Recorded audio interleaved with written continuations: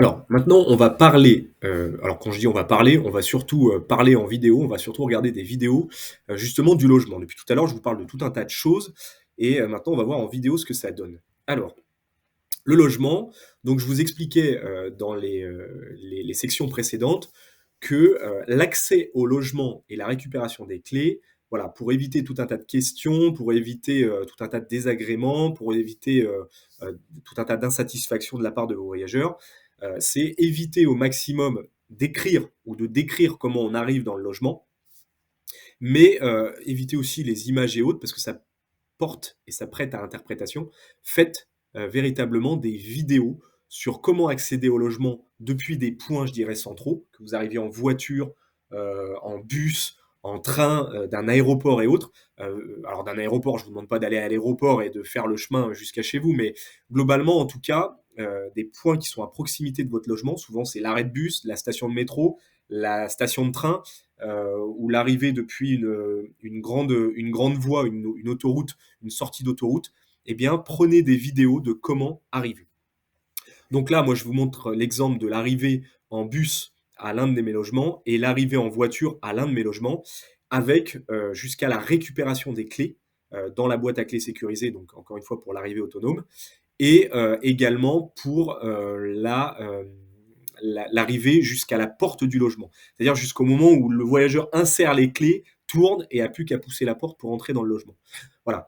Ça peut paraître, je dirais, vraiment ça il y en a qui me disent: «Ouais, mais tu fais trop, quoi». Mais je vous assure que dans un principe d'automatisation, ça évite tout ce que je viens de vous dire précédemment et franchement, ça apporte une satisfaction, encore une fois, c'est vraiment le petit plus qui fait la différence et je vous invite vraiment à le faire. Donc on va regarder les, 2 vidéos, l'arrivée en bus. Alors pareil, je vais essayer de décrire un petit peu, ce qui s'y passe et l'arrivée, en voiture.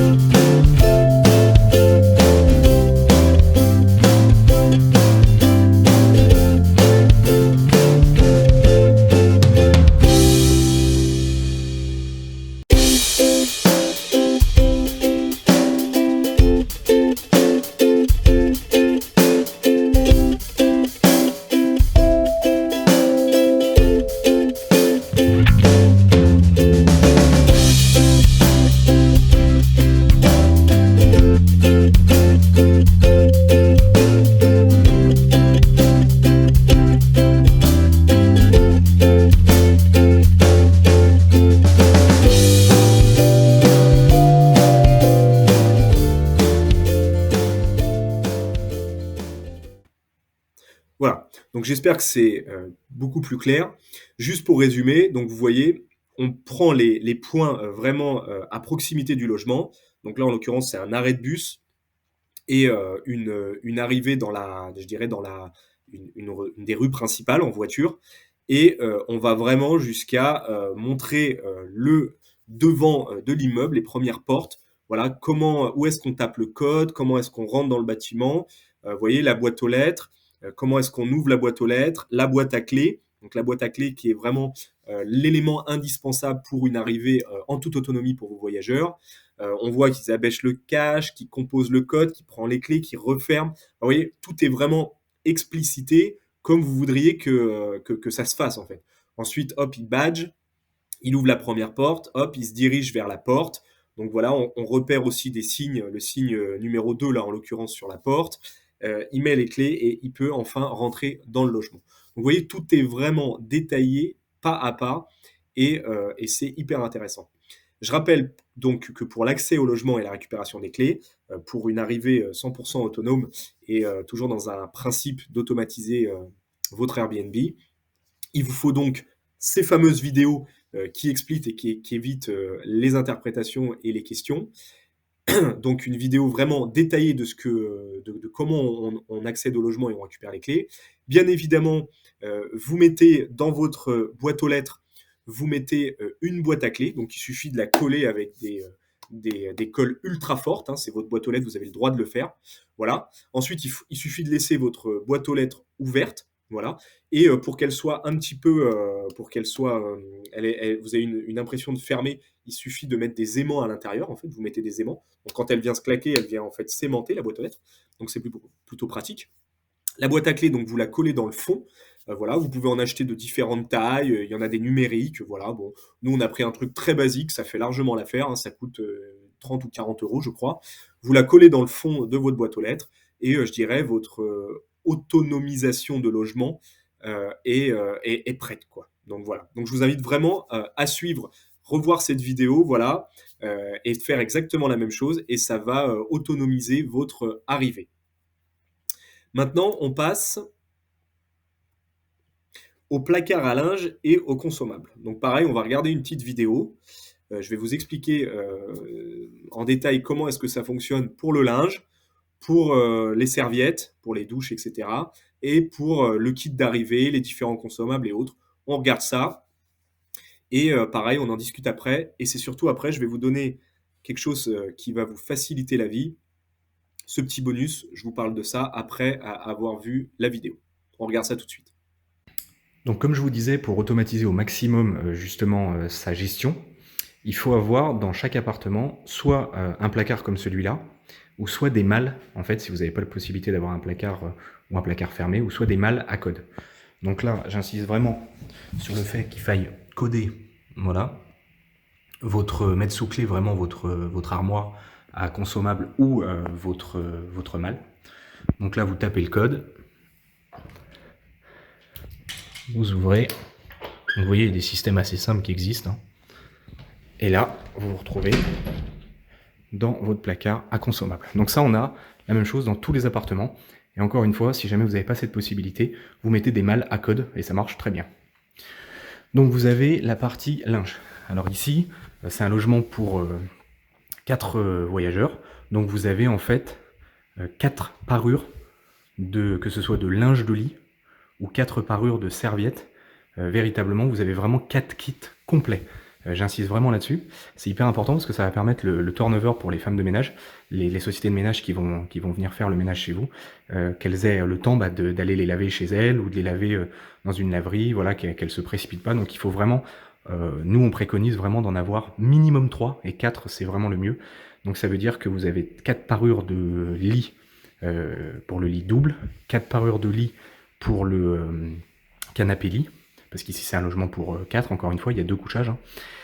Et vous avez exactement la même chose au niveau des jeux de serviettes, c'est-à-dire que vous avez une serviette pour le corps, une serviette pour les cheveux, donc multiplié par 4, ça fait 8, et vous avez 4 fois ça, donc ça fait des 32 serviettes en fait. C'est vraiment un investissement de départ, mais après vous êtes vraiment tranquille, quoi. Ensuite vous avez les différents consommables, donc les différents consommables, bah, on retrouve tout ce dont il y a besoin. On va retrouver des capsules à café, on va retrouver du thé, on va retrouver des infusions, huile, vinaigre, voilà, sel. Alors ça c'est pareil, je vous partagerai une liste. Vous allez voir, vous allez gagner un temps fou. En fait, j'ai fait une liste sur laquelle il y a vraiment tous les consommables sur 2 ans et la moyenne de ce que les gens en fait utilisent et ce qu'il faut véritablement acheter, avoir en grande quantité et ce qu'il faut finalement pas avoir en très grosse quantité. Donc là, on peut à peu près le voir, hein. Vous voyez, le café par exemple, c'est quelque chose qui part beaucoup. Donc on l'a en grande quantité, on l'achète en grande quantité. Le thé, c'est pareil. Mais par contre, vous voyez, l'huile et le vinaigre, souvent les gens l'achètent et voilà. Mais ça, pour vous faciliter la vie, je vais vous donner une liste. Vous avez également tout ce qui est bouteille d'eau. Donc ça, c'est pareil. Alors ça, c'est à votre guise parce que nous, on aime bien leur offrir une bouteille d'eau. Ça, c'est vous qui verrez. Et bien évidemment, le papier toilette, ça fait partie effectivement des consommables qui descendent assez vite. Donc ça, il faudra avoir du gros stock. Voilà. Ensuite, nous, parce que on veut mettre à disposition, et encore une fois, je vous conseille de le faire, on veut mettre à disposition du savon et du liquide vaisselle, voilà, un espèce de kit d'arrivée, eh bien, on fait des petits flacons comme ça. Donc c'est du flacon fait maison, hein. Et on propose aussi des petits kits comme ça de liquide vaisselle. C'est-à-dire qu'à chaque fois que quelqu'un arrive dans le logement, eh ben, il a son petit kit liquide vaisselle. Voilà, il n'a pas besoin de ressortir s'il arrive tard, il veut faire sa vaisselle, machin. Et si jamais il arrive tard, il veut se laver, eh ben, il a un petit kit de démarrage, quoi. Donc on précise bien dans les messages, hein, on l'a vu précédemment, que c'est un kit. Voilà, c'est vraiment un kit. Alors je précise, le kit. Le kit, c'est quoi? C'est systématiquement du liquide vaisselle mis à disposition des voyageurs, du savon pour le corps et les cheveux, c'est dosette de café, dosette d'infusion, dosette de thé, voilà, et de l'eau, voilà. Et donc ça, c'est ce qu'on fournit systématiquement. Et on fournit également du papier toilette, 2 rouleaux. Et après, bien évidemment, il y a les sacs poubelles et puis les différents linges de maison que je vous ai expliqué avec les serviettes, les lits qui sont faits et autres. Voilà, donc ça, c'est vraiment le kit d'arrivée pour tous les voyageurs dans tous les logements. C'est vraiment quelque chose que je vous conseille de faire. Et après, nous, on a un petit plus, c'est qu'on met à disposition ce qu'on appelle un panier découverte. Alors, panier découverte, c'est quoi? Donc, on achète ça à un producteur local. On achète ça à 200 mètres de chez nous. Et en fait, le panier découverte, il se constitue d'un petit salé, d'un petit sucré et d'une limonade de la région. Voilà. Et donc, systématiquement, on leur offre ça. Voilà. C'est vraiment compris dedans, c'est le petit plus, on leur offre ça. Et donc ça, bah, c'est pareil, on l'achète en gros pour 3-4 mois. Et derrière, bah, ça donne ça, je vais vous montrer. Voilà, ça donne ça. Et donc quand ils arrivent, ils ont leur bouteille d'eau. Alors l'été, on la met au frais, mais l'hiver, on la met dans le panier. Ils ont leur petite limonade, vraiment qui vient de la région. Ça leur fait découvrir. Ils ont un petit paquet de bonbons sucrés et un petit peu de salé s'ils veulent se faire un apéro ou autre. Voilà, et on leur met un petit mot, partez à la découverte. Dans votre logement, partez à la découverte sensorielle de notre terroir. Et c'est vraiment des produits locaux qui sont achetés à des petits artisans à moins de 200 km autour des logements. Et ça, c'est voilà, le petit plus qui fait plaisir. Et en général, ça se ressent dans la note. Donc c'est plutôt sympa. Voilà pour l'armoire à consommables. Voilà, donc là, vous avez vu donc la vidéo des différentes placards ou armoires à cotes qu'il y a dans tous les logements.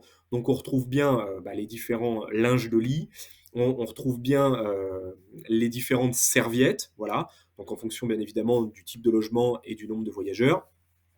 Et on retrouve tous les différents petits kits, voilà, produits ménagers, kits d'arrivée. On va retrouver, comme on le voyait, le, euh, le, le savon, le liquide vaisselle, le petit kit d'arrivée là pour faire plaisir aux voyageurs avec des petits cadeaux à l'intérieur. Voilà, c'est encore une fois le petit plus qui fait la différence. Les différents consommables qu'il faut avoir, papier toilette, huile, vinaigre, sel, produits pour la machine à laver. Voilà, il y a vraiment tout. On est hyper exhaustif. Et c'est le petit bonus dont je voulais vous parler. C'est celui-là que je vais vous montrer tout de suite plus en détail. En fait, je vais vous donner la liste des produits qu'il faut avoir, la quantité qu'il faut avoir pour être tranquille entre 3 et 4 mois. Ça veut dire quoi? Ça veut dire que cette liste, je peux vous dire que c'est un sacré boulot nous qu'on a fait, hein. Ça fait 4 ans que en fait on met des consommables, on en enlève, on en ajoute et qu'on a réussi à faire une moyenne par logement des consommables les plus utilisés, les moins utilisés, les plus nécessaires, les moins nécessaires, voilà par logement. Et en fait on a réussi à faire une liste que je vais vous donner. du coup en bonus, hein, qui sera disponible dans les contenus du cours à télécharger. Voilà, ça ressemble à peu près à ça, mais c'est beaucoup plus épuré. Vous allez voir, c'est très simple. En gros, il vous dit voilà ce que vous devez acheter, voilà en quelle quantité, et vous serez tranquille pendant 3, 4 mois. Après, à vous de voir. Si vous voulez être tranquille pendant 6 mois, bah, il suffira de doubler les quantités. Voilà, et je vous invite vraiment à le faire. Et vous allez voir qu'en moyenne, c'est toujours ce qui est utilisé par les voyageurs. Et ça, je peux vous dire que c'est 4 ans de boulot. On a fait une moyenne sur tous nos logements sur ces 4 dernières années. Et aujourd'hui, on est véritablement tranquille. On a juste à acheter ça tous les 4 mois, 3, 4 mois, et à refaire le plein tous les 3, 4 mois. Voilà. Pourquoi tous les 3, 4 mois? On pourrait clairement y aller tous les 6, 8 mois, mais on aime bien aller jeter un œil dans nos logements tous les 3, 4 mois. Donc voilà, on n'a pas doublé les quantités, mais on pourrait très bien les doubler parce que pour la plupart, vous verrez que c'est des produits qui ne sont pas périssables, du papier toilette, des choses comme ça, des capsules pour la machine espresso, la machine à laver. C'est des trucs qui ne sont pas du tout périssables, de l'eau en bouteille. Donc vous pourriez très bien doubler les quantités et le faire pour 8 mois si vous n'aviez pas envie d'y retourner. Mais bon, nous, c'est voilà, c'est très personnel. On aime bien aller dans nos logements tous les 3, 4 mois, aller jeter un œil quand même. Et donc voilà, je vous invite vraiment à le faire. Ce petit bonus, je vous le donne, vous avez juste à le suivre et à l'appliquer dans vos logements. Bien évidemment, peut-être qu'il peut y avoir des pouillèmes de différence. Bah voilà, je vous invite à mettre cette liste à jour. Mais franchement, honnêtement, c'est une bonne base de travail pour démarrer et encore une fois, automatiser son logement. Donc vous la trouverez téléchargeable dans le contenu de cette section. Voilà. Maintenant, on va passer aux autres trucs et astuces à connaître. Pareil, je vous laisse regarder la vidéo. Et puis, si vous avez des questions, bah, n'hésitez pas à me les poser directement dans cette formation, voilà, ou m'envoyer un petit mail. Et puis, j'y répondrai avec grand plaisir.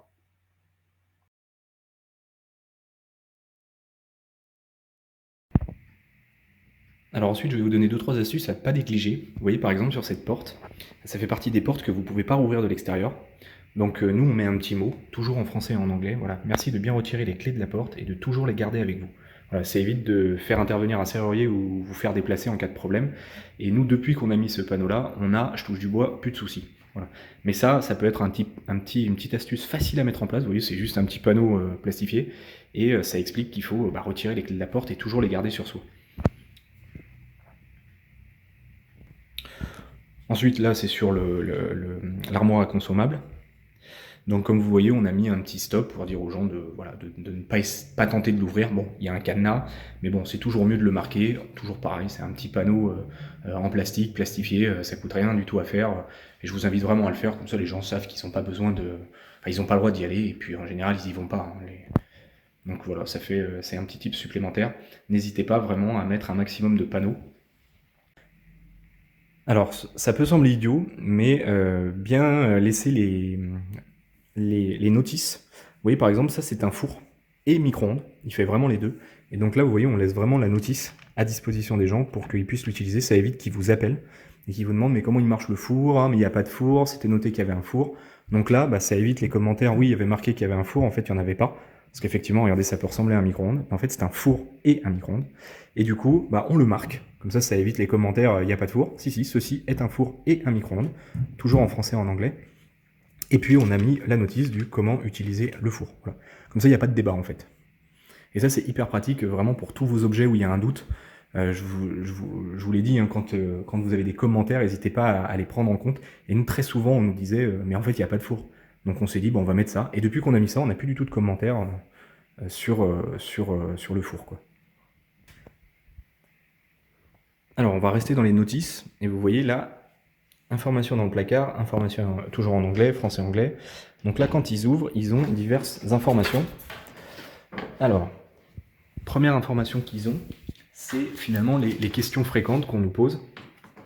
C'est les différents numéros d'urgence. Donc ça, je vous le conseille. Le Wi-Fi. Voilà, vous avez le Wi-Fi.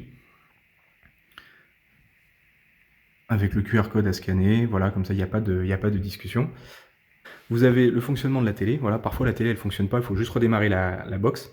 Donc là, ça leur explique comment redémarrer la box. Ça, on l'a eu plusieurs fois. Hein. et toujours en français et en anglais, hein. Pareil, l'utilisation de la télécommande, souvent vous avez des gens qui vous appellent pour vous dire mais comment la télécommande elle fonctionne, ça marche pas, la télé marche pas, en fait c'est juste qu'ils sont pas sur le bon canal. Donc là ça leur explique toujours en français et en anglais comment faire. Voilà. Vous avez aussi une notice pour réappairer pardon, la télécommande. Donc ça c'est plutôt pas mal. Tout ça, c'est vraiment suite à des questions fréquentes qu'on a eues dans des commentaires.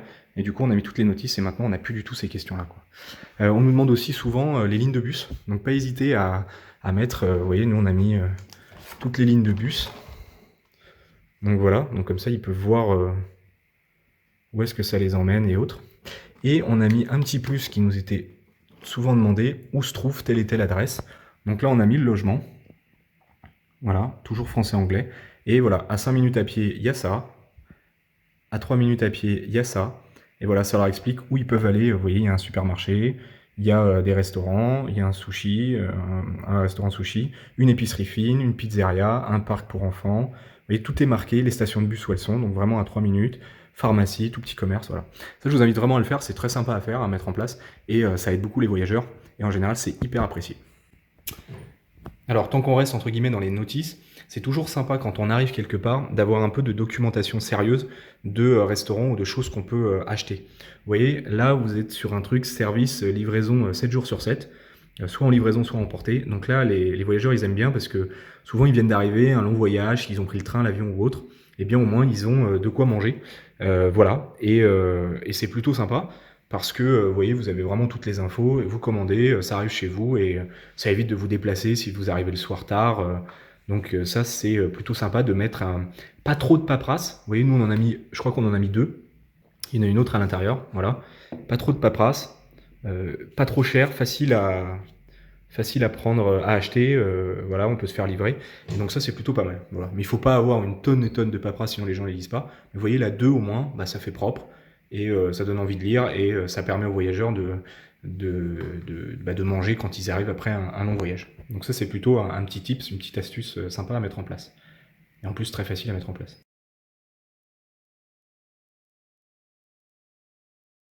Donc vous voyez, il y a des poignées comme ça. Donc c'est hyper pratique, parce qu'en fait, vous pouvez pas aller au-dessus de 3. Vous pouvez pas aller au-dessus de 3. Vous pouvez soit le fermer, voilà.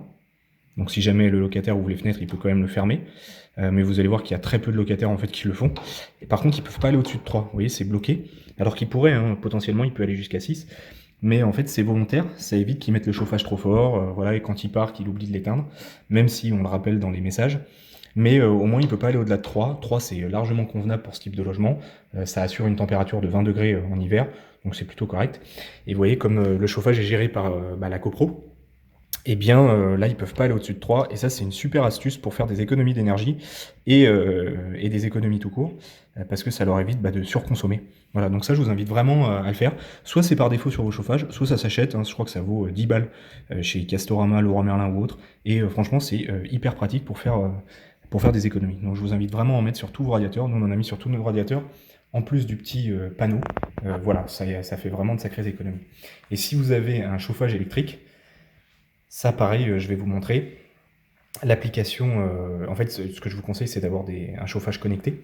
Et c'est hyper pratique aussi parce que ça permet de faire de sacrées économies, de gérer la température et autres. Donc, je vais vous montrer ça tout de suite.